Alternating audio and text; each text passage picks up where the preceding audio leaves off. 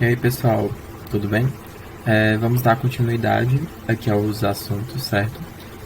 Nas últimas aulas nós vimos sobre o que? Farmacocinética, né? Todos os princípios do caminho do fármaco no organismo, ah, incluindo aí farmacodinâmica, onde a gente viu os tipos de receptores farmacológicos, né? As superfamílias. E aqui a gente já vai aplicar alguns conteúdos que vimos, né? Com base no que a gente aprendeu sobre os tipos de receptores farmacológicos, certo? Aqui nós já vamos iniciar a atuação de alguns fármacos, né? Sobre alguns tipos de sistema. E eu resolvi iniciar pelo sistema nervoso, né? Porque a gente tem fármacos que podem atuar no sistema nervoso central, no sistema nervoso periférico, né? O autônomo, incluindo o simpático, o parasimpático. E aí eu vou dar essa introdução e depois a gente acaba olhando um pouquinho sobre tipos de fármacos que atuam, né? Sobre esses diferentes sistemas, tanto sistema nervoso como cardiovascular, urinário, dentre outros, certo? Porque assim, para a gente entender como é que aquela ação específica, a gente teve que ver toda a parte inicial, todos os princípios, né? Características de um fármaco, né? Desenvolvimento de um medicamento, o que é que precisa ser estudado, toda a sua ação no organismo, suas características, como é que se dá a absorção, metabolismo, né? A gente está vendo de uma forma geral e aqui a gente vai especificar um pouco só para ver realmente como é que eles podem atuar sobre tais sistemas, ok? Vamos iniciar aqui. Pois é, falando sobre o sistema nervoso, né? A gente tem um sistema que acaba controlando todo o organismo, né? Diversas funções fisiológicas. Aqui a gente pode já ter uma separação, né, de cérebro como telencéfalo, diencéfalo, tronco encefálico com mesencéfalo, ponte, bulbo, cerebelo. Tudo isso vocês acabam vendo melhor com detalhes em processos morfofisiológicos, certo? E a unidade do nosso sistema são os neurônios, né? Com relação aos neurônios, eles são cruciais para a disseminação do impulso nervoso, né? Em sua estrutura nós temos corpos celulares, dendritos, o axônio, que é coberto pela bainha de mielina, né? E o terminal do axônio, que vai estar relacionado principalmente a alguns tipos de sistema onde vai passar informação e são funções fisiológicas. E aí tem fármacos que podem atuar justamente nos neurotransmissores, né, e nos receptores desses neurotransmissores. Com base no sistema nervoso, né, autônomo, a gente tem aí o parasimpático e o simpático, que acabam auxiliando, né, na maioria das suas funções de forma, digamos assim, antagônica uma à outra, mas eu vou entrar mais em detalhes, que eles acabam promovendo aí a funcionalidade, né, dependendo da condição que aquele indivíduo esteja passando, né, numa condição que necessite de mais movimentação, né, que seria o simpático, e numa condição de repouso. Vou revisar aí só um pouquinho sobre definições de cada sistema, né, para a gente poder entender quais são os receptores farmacológicos que estão associados a cada um desses sistemas, né, e como é que os fármacos eles podem estar atuando nesses receptores. Será que eles vão estar agindo como agonistas, né, que são aquelas moléculas que ao se ligar ao fármaco elas acabam ativando aquele receptor, gerando uma resposta dentro das células? Ou será que eles agem como antagonistas para bloquear o efeito de alguns neurotransmissores, algumas moléculas importantes, né, nesses sistemas?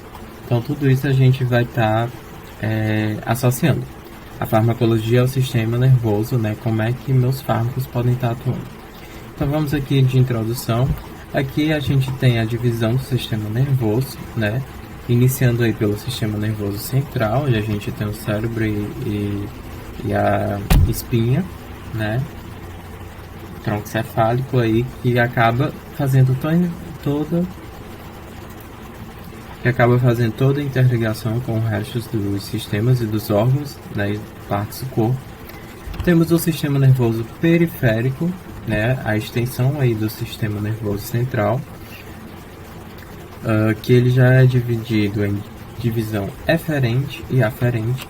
Aferente já vem aí de aferir, então seria a parte ali do sistema que sente os estímulos externos, né, ou então relacionados ao toque, e aí o eferente ele vai responder a esses estímulos, certo? Nós temos o sistema nervoso somático, que está relacionado à movimentação, contração principalmente, e o sistema nervoso autônomo, né, pelo próprio nome, tem uma certa função autônoma, né, vai agir sem, digamos ali, de forma voluntária, né? E aí a gente consegue dividir em parasimpático e simpático, que um acaba sendo o oposto do outro, né, como a gente vai ver, e entérico. O sistema nervoso autônomo entérico, ele vai estar relacionado principalmente ao sistema digestivo, né, ao intestino, as contrações do intestino, substâncias que são secretadas, né, no intestino, como é que esse intestino ele vai estar trabalhando, tudo isso ele também é regido pelo sistema nervoso entérico. Mas inicialmente eu vou focar mais aqui em parasimpático e simpático, né, para que a gente possa entender quais são os neurotransmissores associados a esses dois sistemas e quais são os tipos de mecanismos que ocorrem naturalmente, né, para a gente poder associar aí os fármacos a esses sistemas.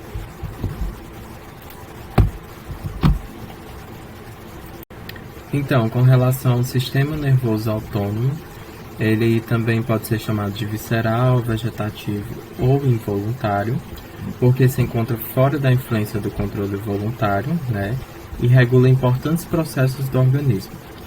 Ele tem função de regulação em diversos tipos de sistemas, como sistema cardiovascular, sistema digestivo, né, pela digestão, sistema respiratório, temperatura corporal, metabolismo, secreção de glândulas exócrinas, né, e manter constante as condições do ambiente interno, que seria justamente a homeostase. Quando a gente tem alguma desregulação, né, nessas condições internas, né, que são nos sistemas fisiológicos em si, a gente tenta sempre manter um equilíbrio, né? E a partir daí a gente tem como divisão simpático, parasimpático, né, que exercem controle fisiológico contínuo de órgãos específicos. Então a gente vai ver, por exemplo, aqui a musculatura no músculo liso, né? A gente tem aqui o neurônio se ligando a outro neurônio, aqui no caso uma região onde ocorre sinapse, ACH acetilcolina e NE seria noradrenalina. Noradrenalina ela vai estar relacionada com ações de sistema nervoso simpático, né, que vão gerar um movimento. Então, no caso aqui da musculatura lisa, ela pode estar possibilitando a contração, né, da musculatura. Isso, o sistema nervoso simpático ele atuando. E o parasimpático seria o contrário, a dilatação. Aqui nós temos neurônio também se ligando a outro, com liberação de acetilcolina. E esse neurônio, lembrando que esses neurônios eles estão conectados aos órgãos, né, a diversos tecidos, que através da liberação desses neurotransmissores, como noradrenalina e acetilcolina, vão regir, né, ali a condição, que seria parasimpático ou simpático. E aqui ligado, aqueles que liberam acetilcolina são receptores colinérgicos, né, aliás, os que recebem acetilcolina, que vão causar aí um efeito de repouso, né? No caso do coração vai ter aí menos batimentos, né, baixar um pouquinho os batimentos cardíacos. Se fosse noradrenalina ligado à adrenalina, a gente teria ali o aumento dos batimentos cardíacos. Então veremos com detalhes. Então, sua função ela não está sob o controle voluntário, né? Pelo próprio nome autonômico ou autônomo, né? De independente, governar a si próprio. Então nós temos aqui o sistema nervoso autônomo, né? Ele é dividido em sistema nervoso simpático e sistema nervoso parasimpático. Parasimpático para significa ao lado de ou junto de. né? E os sistemas podem ser diferenciados anatomicamente, né, devido às suas funções. Se um vai estimular a vasodilatação, o outro estimula a contração, né, a vasoconstrição, aliás. Mas não há uma maneira simples de separar as ações dessas duas divisões do sistema nervoso autônomo sobre os seus órgãos-alvo, né? Eles trabalham aí com as ações constantemente. A melhor forma de distinguir é de acordo com o tipo de situação na qual elas estão mais ativas, né? Qual seria aquela situação em que o indivíduo se encontra que acaba tendo uma sobreposição do sistema nervoso simpático ou parasimpático? Simpático ele vai estar relacionado a fuga ou luta, movimento, né? É uma descarga de adrenalina. Enquanto que o sistema nervoso parasimpático ele está relacionado a repouso, a alguns tipos de atividades fisiológicas que são melhores realizadas em momentos de repouso, né? E aí a gente vai ver direitinho. Então, sistema nervoso simpático. Resposta generalizada, né, de fuga ou luta, na qual o encéfalo dispara uma descarga simpática maciça e simultânea em todo o corpo. A partir daí, o coração acelera, os vasos sanguíneos dos músculos das pernas, dos braços e do coração dilatam, porque eles dilatam justamente para poder receber uma maior descarga de corrente sanguínea e auxiliar na movimentação desses membros, né? E o fígado começa a liberar glicose para fornecer energia para a contração muscular. Um exemplo clássico, né? Por exemplo, algumas pessoas estão realizando um piquenique em um parque e acabaram de fazer uma refeição. Então, naquele momento, elas estão deitadas de repouso. Nesse momento de repouso, o que está atuando é o sistema nervoso parasimpático. Mas em determinado momento, né, onde, por exemplo, nesse momento de repouso, você não tem um aceleramento dos batimentos cardíacos, né? Os vasos sanguíneos estão ali sem estar precisando de uma dilatação para o aumento da pressão sanguínea, né? E você está ali armazenando, quebrando nutrientes, né, para armazenar energia. Mas de repente aparece um animal, né, no caso uma cobra, alguma coisa do tipo, e isso leva a um susto. Nesse momento de susto, né, cria uma situação de luta ou fuga, né, uma repulsão. E ali o encéfalo ele lança uma descarga simpática, né, que é o que a gente chama, para começar a liberar muita adrenalina, para fazer com que a pessoa tenha um instinto de correr, de se movimentar. Então por isso ocorre o aumento dos batimentos cardíacos, né? Os membros vão ter ali os vasos sanguíneos mais dilatados para receber sangue para a contração muscular, para a movimentação, e para isso a gente vai precisar queimar energia, né? No caso aí glicose, para promover ali as ações fisiológicas que necessitam naquele momento.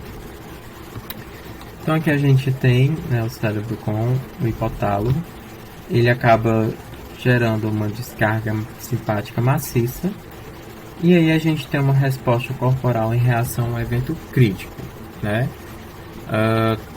Dentro daquela situação que o indivíduo está se encontrando.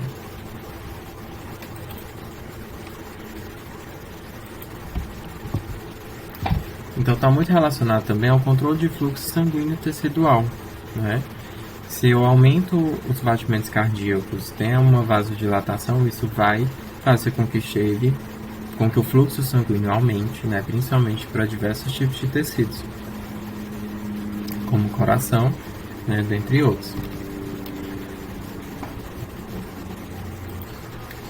E aí, durante a maior parte do tempo, o controle autonômico das funções corporais atua como uma gangorra, né? Alternando entre subidas e descidas, aumento e redução de atividade entre as divisões simpática e parasimpática. Então nós temos aqui uma gangorra para exemplificar, né, a parte que eu falei. A pessoa fez uma refeição, está ali repousando, né? Então a gente tem aí atuando o sistema nervoso autônomo parasimpático, que ele está relacionado justamente a repouso e digestão, predomina a atividade parasimpática. Se é relacionado à digestão, então a gente vai ter ali contração, né, do intestino, né, para ajudar no movimento do alimento e na absorção. E aí, quando a gente tem um momento crítico, um evento crítico que leve a luta ou fuga, né, como no caso o aparecimento da cobra e da pessoa que estava repousando nesse momento de susto, a gente tem uma resposta simpática, né, no momento aí de luta ou fuga. Então, as divisões, elas cooperam para manter a sintonia fina de diversos processos fisiológicos. Então, se no momento você estava com os batimentos cardíacos estáveis, em questões de segundos, esses batimentos aumentam. Óbvio que o sistema ele não vai estar suportando que você tenha batimentos cardíacos muito acelerados, né, o tempo inteiro. E aí depois, para tentar entrar em equilíbrio, a resposta simpática ela vai diminuindo depois desse momento crítico, para que a gente sempre tenha ali, sempre tentando regular a homeostase, né, que seria o equilíbrio das funções internas do organismo. Pois bem, nós temos aí o sistema nervoso simpático, né, prepara o organismo para o estresse e o instinto de fuga ou luta. Ele aí vai ocasionar eventos catabólicos, né, sistema de desgaste, porque se eu recebo uma carga simpática e recebo aquele impulso ali de adrenalina para correr, né, aumentar a aceleração cardíaca, movimentação das pernas, eu preciso ter muita energia para suprir essas ações imediatas. Então, com isso, eu tenho que quebrar, né, reservas de energia aí, ou então a energia que eu tenho, por conta desse sistema de desgaste. E aí a gente tem justamente a atuação dos receptores adrenérgicos, né, que eles vão receber ali noradrenalina para poder ativar essas funções do sistema nervoso simpático. E o sistema nervoso parasimpático ele estimula atividades relaxantes, né, que remetem ao repouso, digestão, né? E no caso ele é o contrário, ele já tem eventos anabólicos, porque como é de repouso, então eu vou acumular ali energia, né? Vou reter nutrientes, vou absorver a energia daqueles nutrientes e deixar como reserva. E a gente tem aí atuando os receptores colinérgicos, que estão associados principalmente a ações relacionadas a repouso, né? Dessa forma a gente vê eles como antagonistas. Enquanto um está atuando de forma muito evidente, o outro ele está inativado, certo? Mas nem todas as ações, como mesmo já foi dito, a gente não conseguiria distinguir, vai depender muito do evento, né? Então vamos às vias autonômicas, né? São formadas por dois neurônios eferentes, né? Nós temos lá o sistema nervoso aferente, que é o que vai receber, né, todos os estímulos externos em relação ao corpo, e nós temos o sistema nervoso eferente, que é aquele que vai transmitir ou responder àquele estímulo, certo? Então as vias autonômicas elas são formadas por dois neurônios eferentes dispostos em série, né? Se a gente ver, a gente está vendo aqui, ó, sistema nervoso central, no caso a espinha, né, a coluna vertebral, ela vai ter um neurônio pré-ganglionar, né, aqui os corpos celulares, dendritos, né, e o axônio, e aqui o terminal do axônio vai estar ligado aos corpos celulares dendritos de outro neurônio, que a gente diz que é o neurônio pós-ganglionar. O que seria esse gânglio, né? Ele é aqui a junção desses corpos celulares e é onde vai ter a liberação ali de acetilcolina, né? E esse neurônio pós-ganglionar, ele vai estar conectado a um tecido-alvo, que vai estar conectado a um órgão. Então, dependendo da resposta que vem lá do sistema nervoso central, para chegar aqui, eu vou ter um estímulo do sistema nervoso autônomo simpático ou parasimpático.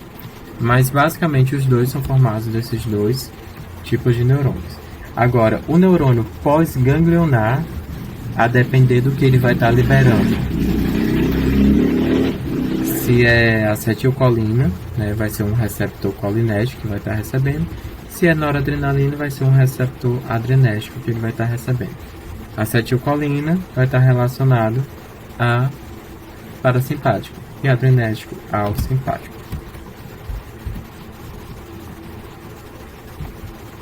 Então, o primeiro neurônio, né, o pré-ganglionar, ele sai do sistema nervoso central, projeta-se para um gânglio autônomo fora do sistema nervoso central e faz a sinapse com o segundo neurônio, né? Enquanto que o segundo neurônio, que é o pós-ganglionar, é corpo celular no gânglio autônomo, né, que está fazendo a junção aí com a parte terminal do axônio do neurônio pré-ganglionar, e o axônio dele projeta-se no tecido-alvo. E esse neurônio aqui, a depender do tipo de neurotransmissor que ele vai estar lançando, aí eu tenho como distinguir, né, do que seria ali atuando no parasimpático e simpático. E aí um gânglio seria o que? É um conjunto de corpos celulares de neurônios que estão localizados fora do sistema nervoso central, certo? Então nós temos aqui, né, uma representação muito boa de como o sistema nervoso autônomo parasimpático e o simpático estão atuando, né, para que a gente possa entender aí com relação a repouso e as situações críticas que levam fuga, a situação de luta ou fuga. Começando aqui do parasimpático, a gente tem a contração da pupila, né, também conhecida como midríase. Se a gente perceber aqui, a gente tem um sistema nervoso central, né, pela coluna vertebral, ligado ao cérebro. Nós temos aqui um neurônio saindo do sistema nervoso central, se encontrando com outro neurônio que está ligado ao órgão-alvo, né, ao tecido. E aqui a gente teria o que seriam os nossos gânglios, né, parasimpáticos, gânglios simpáticos. E aqui, né, em relação ao simpático, por questão de uma descarga simpática, você vai gerar aí o que seria a dilatação da pupila, né? Veremos aqui estímulo à salivação. Se a gente está em repouso, a saliva ela é estimulada a produção porque na saliva nós temos o que? Amilase e outras proteínas que já começam ali uma pequena porção, né, de digestão dos alimentos. Já quando a gente está num quadro de corrida, de fuga, né, alguma coisa do tipo, de movimentação, a gente tem inibição da salivação. Reduz os batimentos cardíacos, né, repouso, está bem claro, e aqui acelera os batimentos cardíacos. Se eu acelero os batimentos cardíacos, eu estou aumentando minha pressão, né, no fluxo sanguíneo. Se eu aumento a pressão no fluxo sanguíneo, eu consigo fazer com que chegue mais sangue de forma mais rápida nos órgãos como os membros, para que eles possam se movimentar e principalmente estar gerando ali contração muscular, né, pela movimentação. Contrai os brônquios, né, e aqui a gente já tem o que seria o relaxamento dos brônquios.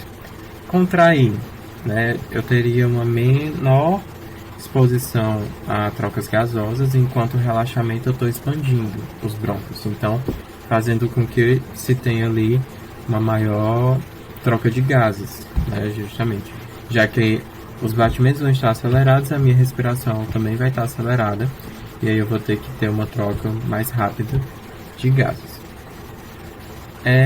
Estimula a atividade do estômago, né, e do pâncreas, né, já que a gente está relacionado aqui à digestão, né, com liberação do suco pancreático. Inibe a atividade do estômago e do pâncreas, né, se você está no movimento de estresse, né, ou nessa descarga simpática, não vai estar relacionado à digestão, né, você precisa, pelo contrário, você precisa gastar energia. Estimula a vesícula biliar, né, que vai ajudar também na digestão, e aqui estimula a liberação de glicose pelo fígado, né. Porque se eu estimulo a liberação de glicose, então estou fornecendo energia, né, para que os outros movimentos que estão mais acelerados, mais acentuados, eles possam receber essa energia. Contração da bexiga, né, na parte de relaxamento, na parte do repouso, e aqui o relaxamento da bexiga, principalmente para se ter um acúmulo maior ali e conseguir conter mais. Agora, uma característica que é bem diferente, que a gente não teria como distinguir entre repouso e ação de luta ou fuga, é em relação ao pênis, né? Por exemplo, em situação parasimpática teria a promoção da ereção. Isso daí a gente poderia associar, poderia associar a parte simpática, né? Mas a única característica que realmente não está muito atrelada é isso de antagonismo, entre um está ativando e outro está com uma ação inibitória, né? Digamos assim. E na parte simpática seria a promoção da ejaculação. Então essas duas características aqui, elas se diferem bem entre esses outros, né? Por exemplo, um tem a contração dos brônquios, outro tem um relaxamento, né? E aqui não, são fatores diferentes. Um está relacionado à ereção e outro à ejaculação. Então, nessa visão aqui, a gente tem como identificar como está disposto, né? O sistema nervoso autônomo, como ele está bem dividido, né, nas suas ações, mas o que a gente mais vai conseguir observar pela situação e evento crítico que possa estar acontecendo. E aí a gente vai ver que tem fármacos bem específicos onde eles podem atuar, principalmente só no simpático ou só no parasimpático. Lembrando que se a gente tem o sistema nervoso autônomo simpático sendo ativado, a gente está inibindo o parasimpático e assim vice-versa. Por exemplo, a gente tem colírios que é para estimular a contração da pupila. Então, é um fármaco que vai estar no colírio, que vai estar lá agindo principalmente nos receptores que vão ocasionar na contração da pupila, que são receptores colinérgicos, né? Sistema nervoso parasimpático, ele vai estar ligado a neurotransmissores de acetil, que são a acetilcolina, enquanto que o simpático são receptores adrenérgicos que recebem ali o neurotransmissor, né, de adrenalina. Então, já que nós recordamos aí um pouco as funções, né, e as divisões do sistema nervoso até a gente chegar no sistema nervoso autônomo, parasimpático e simpático, agora vamos atribuir nossos conhecimentos de farmacologia, né, começar a integrar nesse tipo de sistema, para a gente poder iniciar aí quais os fármacos que podem atuar nesses diferentes tipos, né, no parasimpático, no simpático e no central. Então, no estudo de farmacologia do sistema nervoso autônomo, né, deve ser lembrado que a inibição farmacológica de um sistema permite a predominância da atividade do sistema oposto. Então, digamos que eu tenho um fármaco que inibe uma ação parasimpática. Se eu estou inibindo o parasimpático, eu estou fazendo com que o simpático ele se sobressaia. Da mesma forma, se eu estiver não inibindo, mas promovendo uma dessas ações do simpático, eu estou inibindo aí a atividade parasimpática, assim vice-versa. Assim nós temos os principais transmissores, né? Iniciando aí pela acetilcolina, que vai estar relacionada ao sistema nervoso parasimpático, né? Nós temos aqui a molécula da acetilcolina e a noradrenalina, que está relacionada ao sistema nervoso simpático, certo? Aqueles receptores, né, de superfície de células, né, dos tecidos, que reconhecem, né, tem locais de ação para a acetilcolina, eles são denominados receptores colinérgicos. Lembra que a gente viu isso na aula passada? Em farmacodinâmica e receptores farmacológicos. E aqueles que recebem a noradrenalina, epinefrina, né, são os receptores adrenérgicos. Né? Vamos ver isso um pouco mais com cuidado. Mas é importante que a gente traga esse conceito de receptores, né? Principalmente dentro daquelas superfamílias, para poder identificar quais estão relacionados a quais tipos de sistemas no nosso organismo e como que os fármacos vão poder estar agindo nesses receptores, certo? Então, o sistema nervoso autônomo utiliza diversos sinais químicos, né? Nós temos aqui as vias simpáticas utilizam acetilcolina e noradrenalina. enquanto as vias parasimpáticas utilizam acetilcolina. Mas como assim? Lembra daquela constituição dos dois neurônios? Nós temos aqui o sistema nervoso central, vai sair o neurônio pré-ganglionar. Chegamos aqui no gânglio, né, do sistema autônomo. E a partir daqui a gente tem um neurônio pós-ganglionar que chega ao tecido-alvo. Beleza. Até chegar aqui na sinapse, no gânglio, né, o que vai estar sendo transmitido, vai estar sendo liberada é acetilcolina. Certo? E à medida que esse neurônio que sai do gânglio, né, como pós-sináptico para o órgão, a depender do tipo de transmissor que ele esteja liberando, a gente classifica ele, né? Esse daqui, ele está liberando noradrenalina. Então, ele está liberando isso para uma célula que tem receptor adrenérgico, e noradrenalina vai estar responsável por agir no sistema simpático.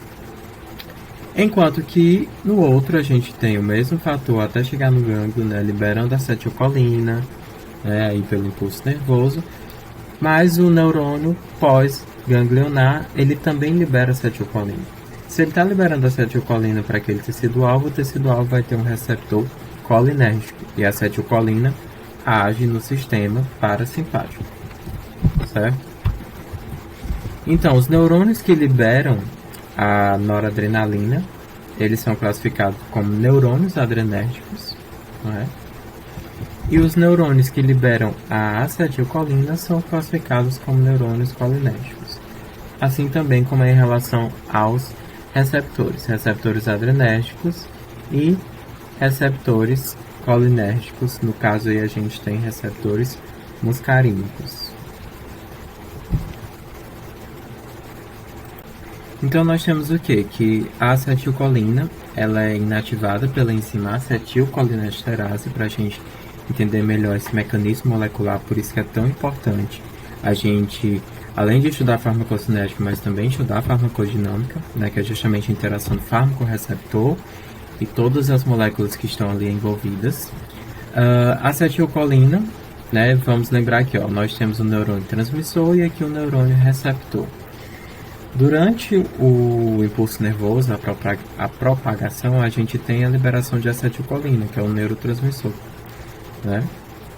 Isso daqui vamos imaginar que possa estar acontecendo no gânglio, né? Onde a gente tem lá os gânglios do sistema autônomo. Aqui a acetilcolina fica dentro de vesículas, né? Quando o impulso nervoso é passado, quando o impulso elétrico é passado, ela libera essa acetilcolina, que reconhece receptores no neurônio receptor ou neurônio pós-sináptico, né? Porque tudo isso daqui que está ocorrendo é a sinapse, né? E nisso temos aí a ativação desses receptores, né? Que são receptores colinérgicos, né? Aqui nós temos a molécula da acetilcolina. Pois bem, a acetilcolina é inativada pela enzima acetilcolinesterase, que tem origem na membrana pós-sináptica, né, colinérgica. Esta enzima provoca a hidrólise da acetilcolina na neurotransmissão sináptica. Então, o que é que acontece? Após a acetilcolina reconhecer os receptores, né, ela precisa ser desligada dali, né, para poder parar essa transmissão. Então, a acetilcolinesterase, né, que tem origem na membrana pós-sináptica da sinapse colinérgica, então nesse neurônio, ela vai quebrar a acetilcolina que está ligada nos receptores, nesse triângulo pretinho. Nesse triângulo preto, né, quebrando ali, através de hidrólise, né, a molécula de acetilcolina. E aí, essa quebra da acetilcolina faz com que ela volte para o neurônio transmissor para dentro das vesículas, certo? Então, a acetilcolinesterase aqui, ela é um meio de controlar essa ação da acetilcolina. Se a gente olhar para essa estrutura, eu já tenho como pensar em possibilidades de fármacos, onde é que eles podem estar atuando. Eu poderia ter um fármaco que bloqueasse a liberação da acetilcolina. Eu poderia ter um fármaco que, se ligasse ao receptor de acetilcolina, ele possuindo aí uma estrutura semelhante a ela, né, sendo um agonista. Eu poderia ter um fármaco que, se ligasse ao receptor e bloqueasse a ligação da acetilcolina, sendo um antagonista, né, dessa ação. Eu poderia ter muito bem um fármaco que inativasse a acetilcolinesterase, porque ela inativando a acetilcolinesterase, que é a enzima, a acetilcolina poderia permanecer mais tempo no receptor e prolongar aquele efeito, né, que fosse o efeito necessário. Então, quando a gente entende como é o mecanismo molecular, né, que atua sobre esses sistemas, a gente pode encontrar formas, alvos, né, dentro dessa perspectiva. E ali procurar entender como é que é a molécula do meu fármaco e como é que ela pode estar atuando nesse local.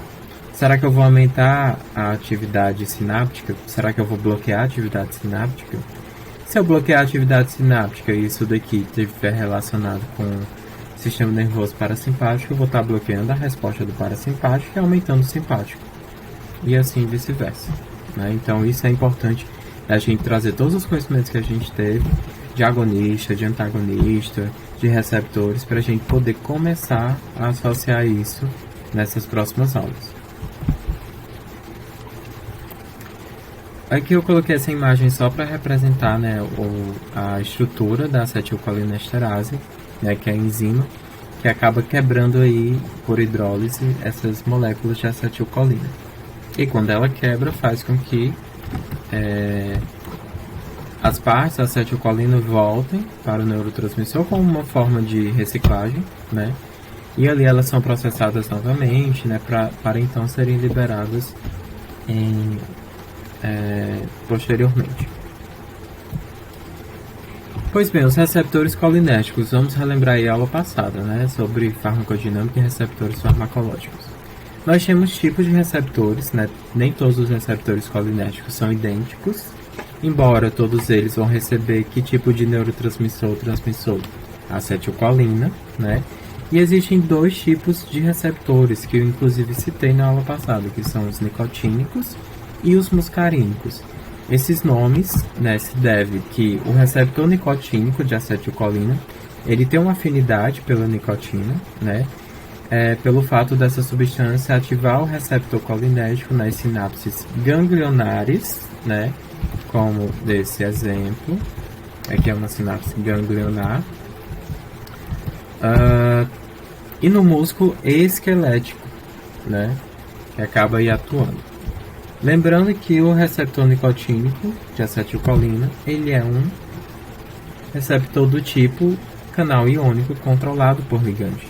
Vamos lembrar dos canais iônicos controlados por ligantes? Tem 5 subunidades, 2 subunidades alfa, uma beta, uma gama e uma teta. E para o de acetilcolina ele tem 2 sítios de ação de interação com 2 moléculas de acetilcolina.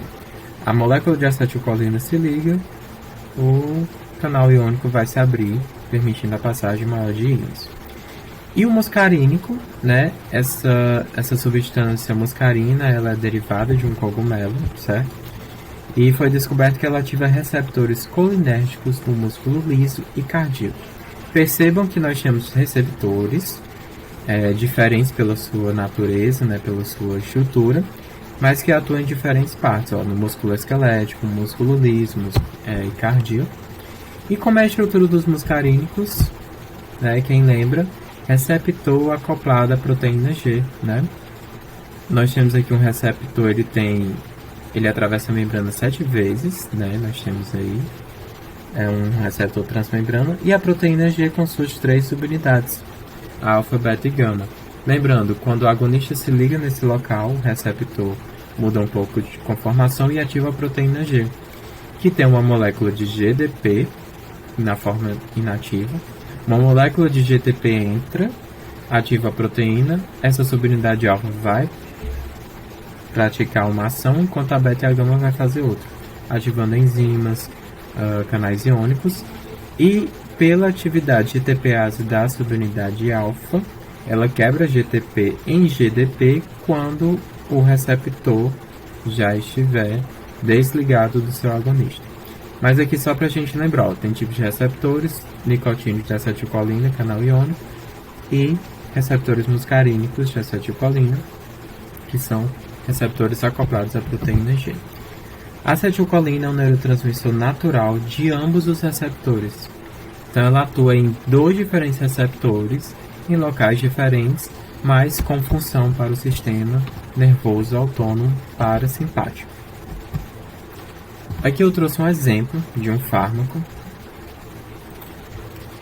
que eu achei bem interessante, que é a policarpina. A policarpina é uma solução oftálmica que provoca a contração da pupila, a miose, e reduz a pressão intraocular. Sua ação inicia-se rapidamente, cerca de 10 a 30 minutos, podendo durar por 4 a 8 horas, e a redução máxima da pressão intraocular ocorre em até 75 minutos após a instalação, persistindo por 4 a 14 horas. Esse tipo de colírio ele é utilizado principalmente no uso para tratamento de glaucoma. E esse colírio aqui, nessa substância, ela induz a contração da pupila.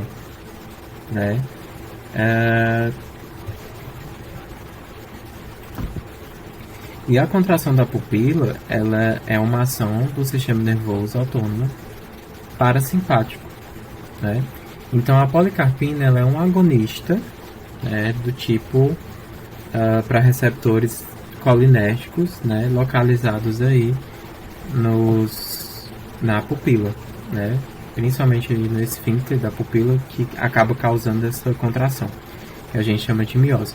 Enquanto que o simpático, tem até outro tipo de colírio que é para causar dilatação, principalmente para as pessoas que realizam o exame oftalmológico. Ele é a fenilefrina e ele é um agonista de receptores adrenérgicos, então ele promove a dilatação da pupila, que seria a midríase. Então, assim, para a gente entender que tem fármacos com estruturas que podem ser semelhantes a acetilcolina, noradrenalina, que vão fazer aquela mesma função da agonista, para um efeito que seja o meu esperado. Esse daqui, no caso de pessoas que têm glaucoma, por conta da pressão intraocular, é utilizado aí um fármaco para induzir a contração da pupila, como forma de tratamento. E no caso de exames ou outros tipos de doença, é utilizado para a dilatação da pupila, assim por diante. Em seguida tem esse vídeo aqui que ele mostra fármacos, a fenilefrina, que ele é um agonista ele é um agonista de receptor alfa-1 adrenérgico, enquanto que a policarpina ela é agonista para receptor colinérgico. Então vocês podem pesquisar por esse título ou acessar pelo link, e ele mostra bem a musculatura, como que ocorre, como que o fármaco ele vai estar tendo esse efeito na midríase, que é a contração da pupila, e na dilatação, que seria a miose, certo? Obrigado. Nas próximas aulas nós vamos focar mais um pouco em fármacos somente que atuam no sistema nervoso autônomo parasimpático, em seguida o simpático, e para fechar essa parte do sistema nervoso, fármacos que atuam sobre o sistema nervoso central, certo?